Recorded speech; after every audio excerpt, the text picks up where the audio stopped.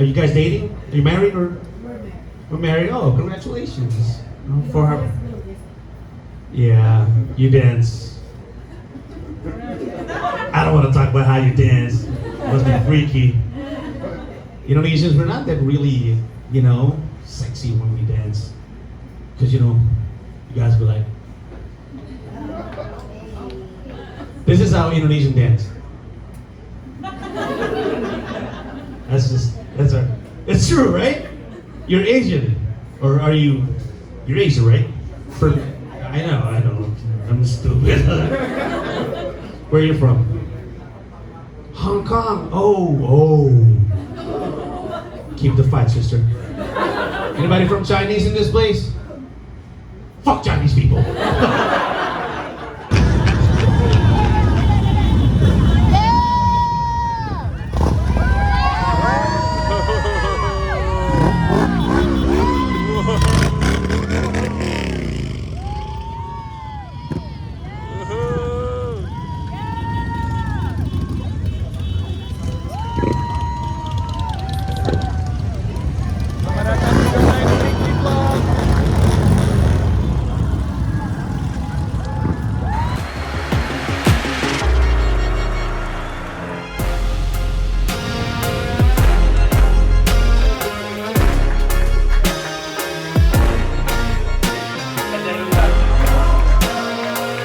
Officially my first ever payment.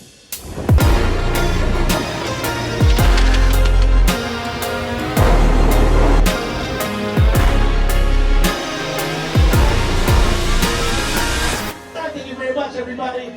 Thank you. Give it up for your host.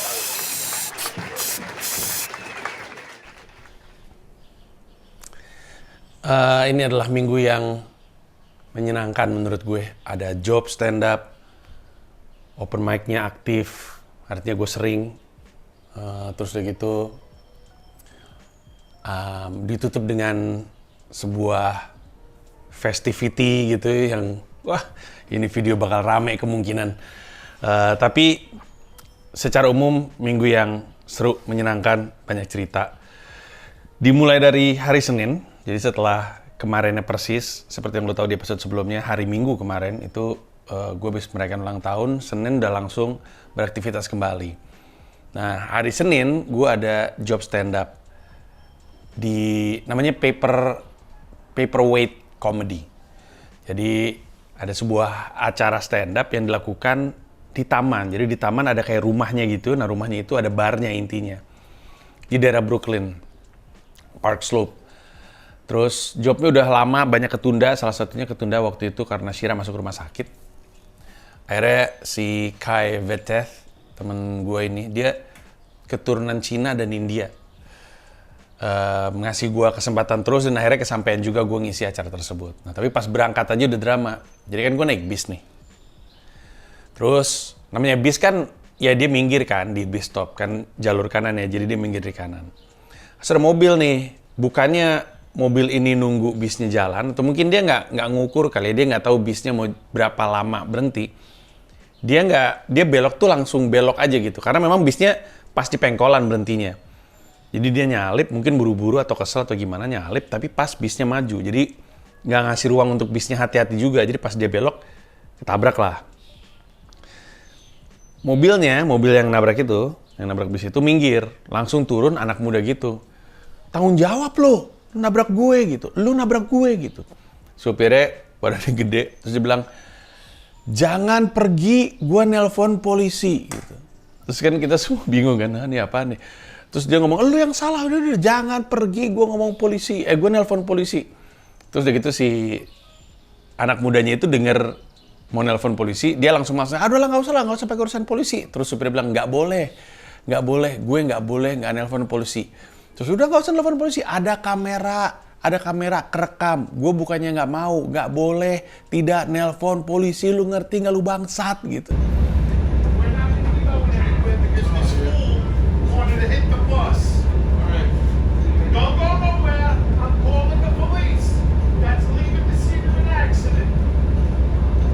I can't! It's on camera! I have the right!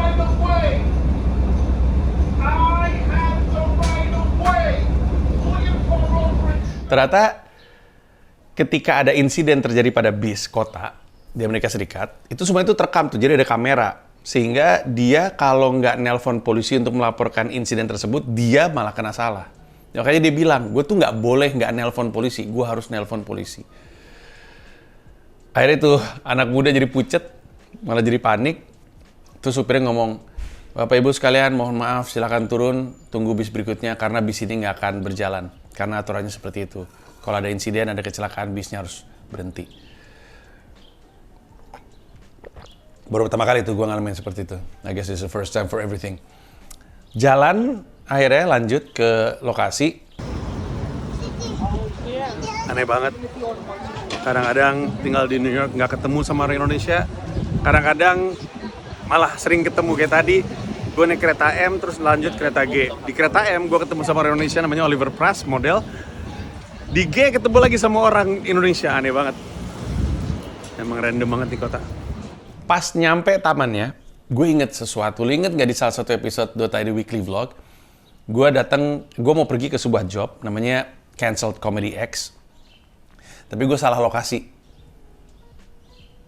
Itu lokasinya. Job gue yang kemarin hari Senin itu, lokasinya di situ. Gue baru sadar, ternyata gue mencet details yang salah, map yang salah. Makanya berangkatnya ke acaranya si Kai, padahal gue ke acaranya Vic. Dan itu yang menjelaskan kenapa waktu itu gue salah. Tapi akhirnya datang gue ke tamannya, terus acaranya sebenarnya nggak gede, tapi intim, menyenangkan. Paling penontonnya cuman berapa ya? 20 gue rasa, 25. Jadi intinya tamannya itu punya park house. Park house-nya itu ada bar dan ada function room di kanan kiri barnya gitu. Beda-beda kapasitasnya. Gue nggak ngeliat ke function room di sebelah sana, tapi gue ngeliat function room yang tempat kami ngisi acara stand up itu cuman kecil sekali. Tapi acaranya seru. Gue pas lihat, wah ini enak nih, enak. Ceilingnya rendah, acaranya intimate gitu. Terus gue mulai stand up, berat nih. Yang pertama berat, yang kedua berat. Si Kai itu bahkan kan semua orang tuh dapat 10 menit kalau gue nggak salah. Si Kai bahkan kayaknya nggak nyampe 5 menit deh dia stand up. Gara-gara Kai ini materi stand up-nya emang beresiko ya, tipis-tipis ofensif gitu. Karena itu kali ya, ada anggapan bahwa komedi New York tuh yang seperti itu. Si temen gue yang namanya Wyatt juga bilang, ketika gue bawain joke soal Jewish people, dia bilang gue suka tuh joke yang kayak gitu tuh, itu beat New York banget, kata dia gitu. Kayaknya beat yang beresiko-beresiko tuh katanya disukain. Nah tapi si Kai ini beresiko iya, lucu nggak terlalu. Sehingga dia di-heckle sama perempuan. Apalagi si Kai ngomongin orang kulit hitam di depan pasangan kulit hitam, yang perempuan ngoceh mulu. Kai kelihatan terganggu, akhirnya dia nutup setnya. Jadi itu sebenarnya malam yang cukup berat. Sampai akhirnya 1 orang sebelum gue berhasil bikin longgar. 2 orang sebelum gue berhasil bikin longgar. Dia dari Afrika Selatan. Terus dia ngomong gini, saya sih nggak apa-apa kalau materi stand up-nya beresiko. Saya ngaku aja Trevor Noah gitu. Terus orang lihat, iya dia agak mirip sama Trevor Noah tapi lebih sangar gitu. Trevor Noah tapi versi sangar. Terus dia bilang, gue lupa kalimat persisnya apa, tapi kurang lebihnya dia bilang, I'm Trevor Noah but from the hood gitu, lebih parah hoodnya daripada si Trevor Noah. Karena emang dia kelihatan emang rada sangar, tapi ada mirip-miripnya gitu. Terus habis itu naik tuh satu hostnya berdua, Kai sama satu lagi Calvin. Si Calvin pecah, terus gue naik, terus menurut gue juga pecah. If you can do it tomorrow, why do it today? Seperti biasanya kan gue selalu kalau ngisi acara, gue tuh ngukur posisi gue di line up itu ada di urutan keberapa. Nah, gue cukup yakin gue ada di urutan 4 besar lah. Karena ada satu lagi tuh, ada satu orangnya pecah banget, terus Kal, terus si orang Afrika Selatan, terus gue. Tapi secara umum acaranya menyenangkan sekali. Udah tuh, hari Senin, hari Selasa, gue pagi-pagi ngajak 2 anak gue untuk imunisasi, untuk melengkapi imunisasi mereka. Dan ada kejadian yang membuat gue berpikir kayaknya kantor pemerintah sama aja di mana-mana atau lembaga pemerintah sama aja ngaconya gitu. Karena gue daftar jam berapa, ternyata fasilitasnya bukannya jam berapa, aneh banget lah. Jadi gue daftar online untuk jadwal imunisasi. Jadwal terdirinya jam 9 pagi. Terus H-1 dapat SMS dari Departemen Kesehatannya New York, jangan lupa janjian jam 9 pagi. Nyampe sini, ternyata gedungnya baru buka jam 10 pagi. Kalau baru buka jam 10 pagi, kenapa bisa daftar dari jam 9 pagi? Ternyata kantor pemerintahan di mana-mana sama saja. Tapi habis itu ngajak anak-anak pulang, makan dulu. Karena habis disuntik itu kan mereka dihajar 3 vaksin. Gue ajak ke seberang fasilitas kesehatannya, ada mall gitu, terus nyari brunch. Terus baru pulang. Sorenya itu gue ke open mic ke siang bahkan tepatnya ke Tiny Cupboard. Gue open mic di situ. Last Sunday was my birthday. Yeah, happy birthday! Thank you. Turned 44 years old. It was a great birthday. It was nice. My son gave me a scented candle with a note, light it up every time you fart. So that's nice. Very thoughtful of you. Itu open mic dengan feedback. Jadi ada feedback. Anybody have any feedback? Right. Yeah. Yes, sir. I think the Chinese joke is very funny. That's the furthest thing from the truth, but you say it in such a fiction. So that's very Thank you. You mean the pooping everywhere? You're right. Yeah, They were okay. arrested. Okay. Sorry about that, my man. Terus kelar dari situ pulang, hari Rabu gue open mic lagi. Gue pergi ke sebuah open mic di QED. Tiap Rabu, jadi Rabu, Kamis, Jumat tuh ada di schedule gue tuh. Gue bisa milih mau ke QED Rabu, Kamis, Jumat. Kamis, Jumat, Rabu sama-sama jam 6. Tapi yang hari Rabu ini cepet banget fullnya. Jadi gue pikir, gue berangkat lebih dini ya. Gue mau nyampe sana 5:30. Biar gue masih bisa daftar. Gue nyampe sana jam 5:30. Pas gue masuk, ternyata acaranya mulai 5:30. Waduh. Dimajuin gara-gara ada acara stand up setelahnya.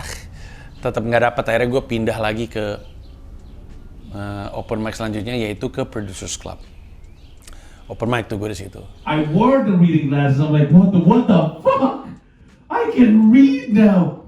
I forgot this is how normal people read. Kelar open mic situ, gue balik. Terus gue ketawa-ketawa sendiri ya. Stand up itu ya kesenian yang sangat-sangat aneh. Lu mundar-mandir, warawiri, buru-buru dengan harapan dan keberanian. Karena butuh keberanian kan, butuh nyali lo untuk ngasih lihat karya seni yang belum jadi gitu. Ini ada karya seni belum jadi gitu. Walaupun sesama seniman gitu. Tapi tetap aneh gitu, kayak seniman lain ngeliat kita berkesenian terus gitu, mungkin di benak mereka jelek gitu. Jadi ada keberanian atau untuk harapan gitu untuk mempertontonkan karya seni belum jadi. Habis itu ternyata pasti kasih lihat responnya ya nggak ada respon gitu. Jadi lu buru-buru mondar-mandir capek untuk sedih. Tapi besok lu lakuin hal yang sama lagi. Emang ini pekerjaan, cuma gue mau bilang aneh aja. It's a weird hustle, stand up. Lucu pekerjaan jadi komika gitu. Lu warawiri kota, antusias gitu kayak lu. Tutup lagi ini, penuh, gue mau pindah ke tempat lain. Bawa joke, antusias banget sama joke-nya. Padahal nanti ketika kita bawain ternyata nggak lucu-lucu amat gitu. Tapi emang itu bagian dari kehidupan kita. Kalau nggak gitu nggak cepat solid gitu. Nggak, kalaupun udah solid nggak bisa punya beat baru kalau nggak ngulang lagi prosesnya dari awal gitu. Terus hari Kamis gue open mic lagi.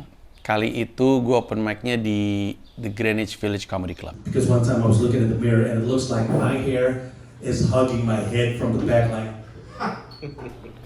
Ini menarik. Sebelumnya gue terima email dari Drew yang selalu jalanin open mic di Greenwich Village. Tiba-tiba aja dia ngemail, lu pernah kepikiran bikin show di New York pakai bahasa lu nggak?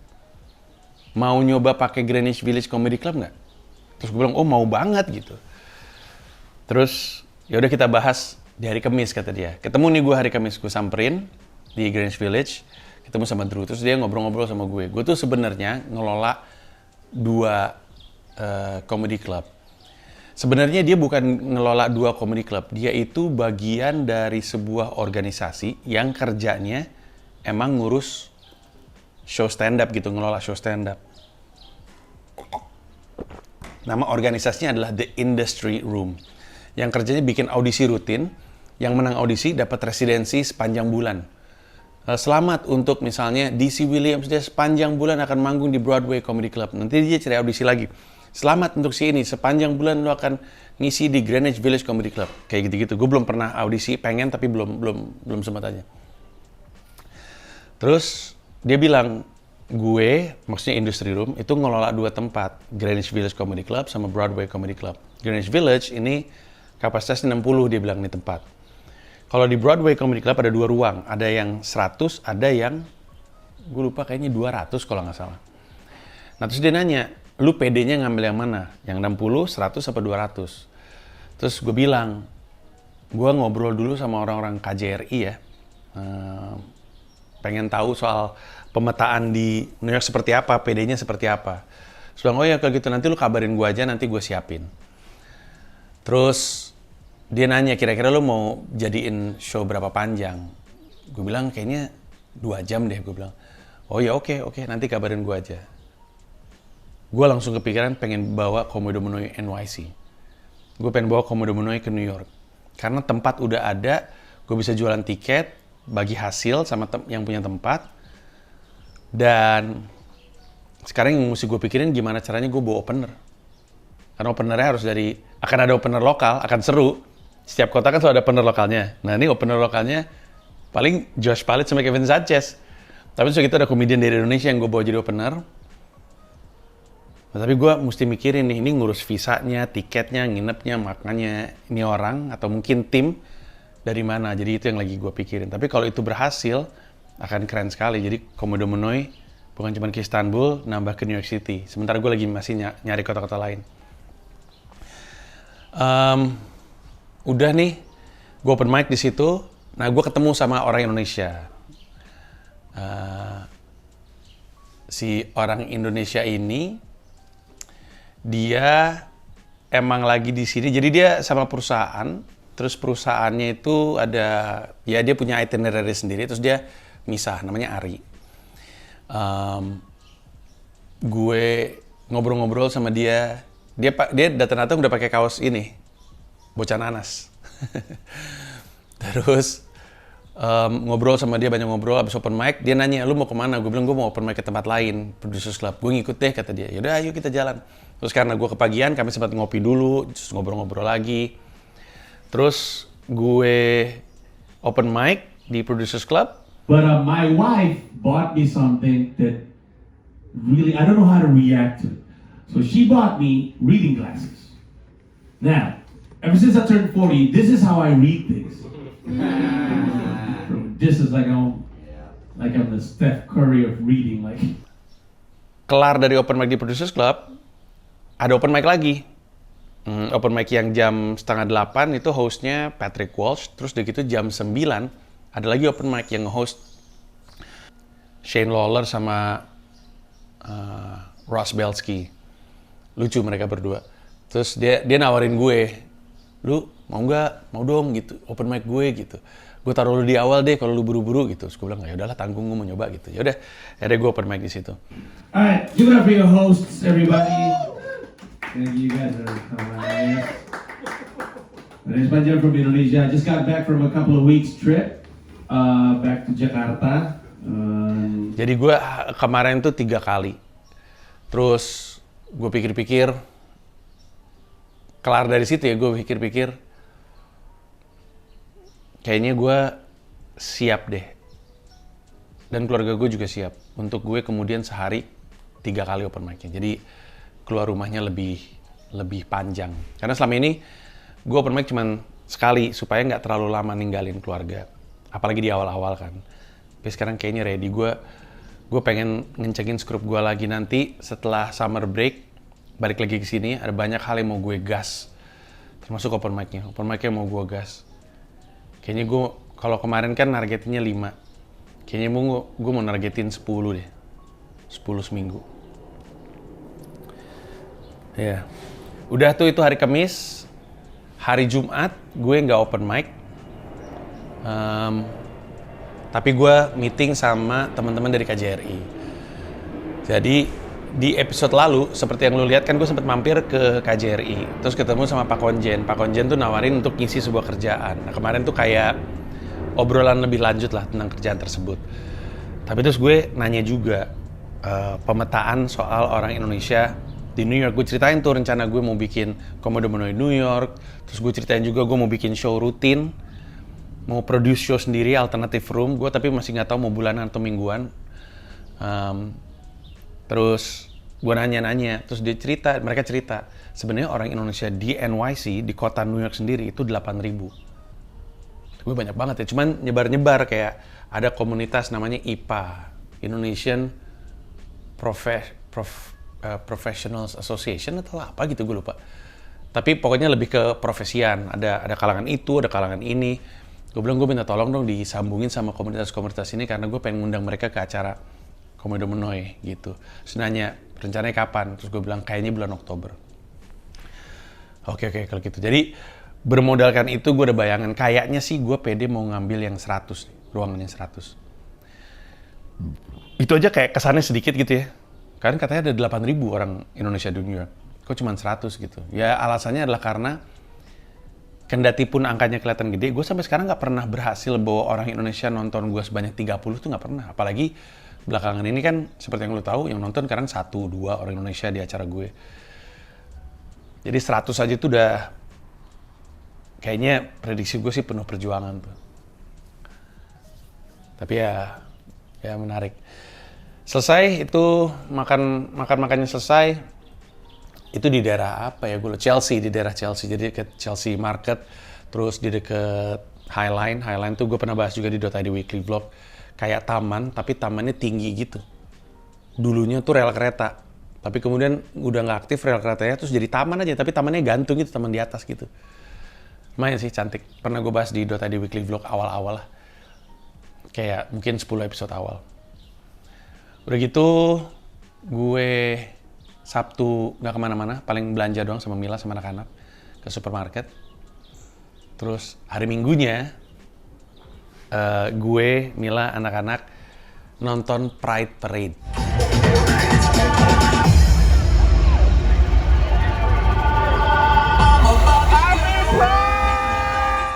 Pride Parade adalah parade kaum LGBTQ. Tepatnya 2S LGBTQIA+. Dan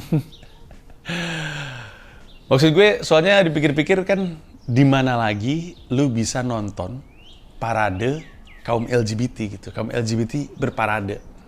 Untuk orang yang ngikutin stand up gue, pasti tahu kalau gue tuh bukan cuman seorang sekutu ya terhadap teman-teman LGBTQIA.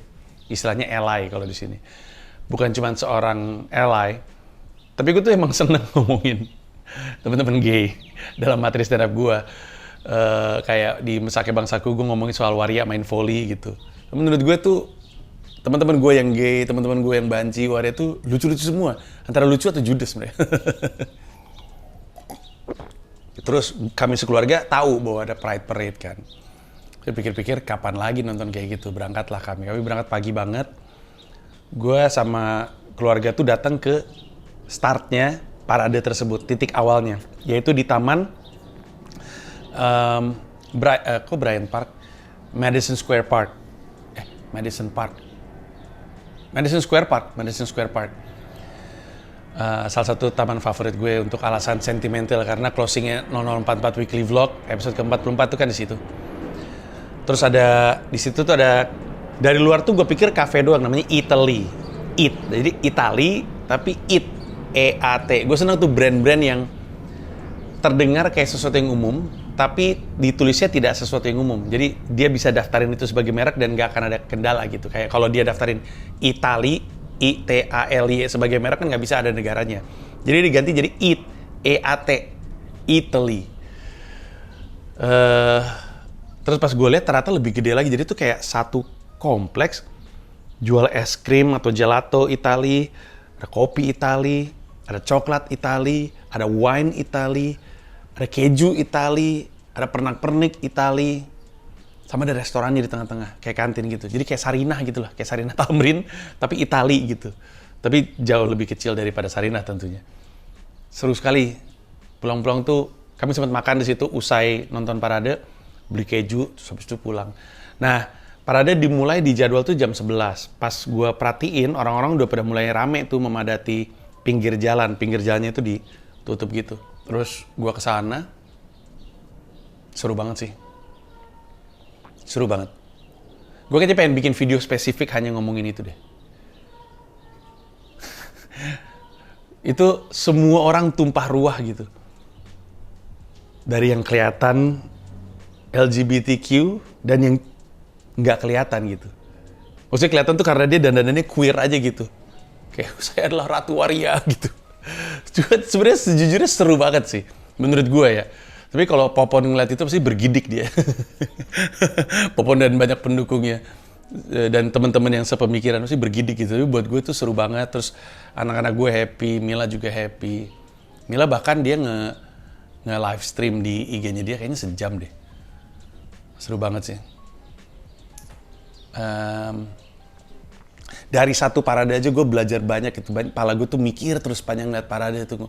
Mikirin soal keberpihakan politik. Mikirin soal brand yang terlibat dalam movement ini. Berpikir soal orang-orang yang terbuang dari negaranya karena didiskriminasi, karena dia LGBT. Panjang. Nanti gue bahas sendiri soal parade ini. Tapi itu menutup minggu yang sangat-sangat seru. Seru banget. Itu aja untuk sekarang. Terima kasih banyak sudah nonton. Kita akan ketemu di episode berikutnya. Membahas apapun yang sedang gue jalani dalam keseharian gue di NYC. Jangan lupa buku Pecahkan NYC yang ngomongin soal perjuangan gue kesini dari awal sampai kemarin udah bisa dibeli di pecahkan.com. Silakan beli dan baca dengan jauh lebih detail perjuangan gue di sini. Thank you semuanya. Bye-bye.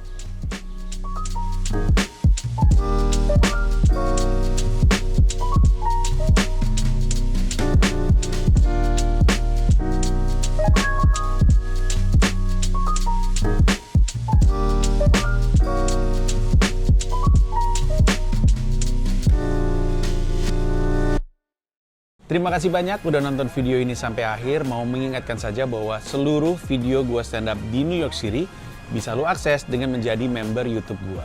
Ada 3 level, ada yang Rp30.000, Rp125.000, ada yang Rp1,5 juta, masing-masing punya manfaat sendiri-sendiri. Tapi yang pasti, dari yang Rp30.000, lo udah bisa akses semua video stand up gue di New York City tanpa disensor, tanpa dipotong, termasuk video-video yang sebelumnya. Terima kasih sekali lagi.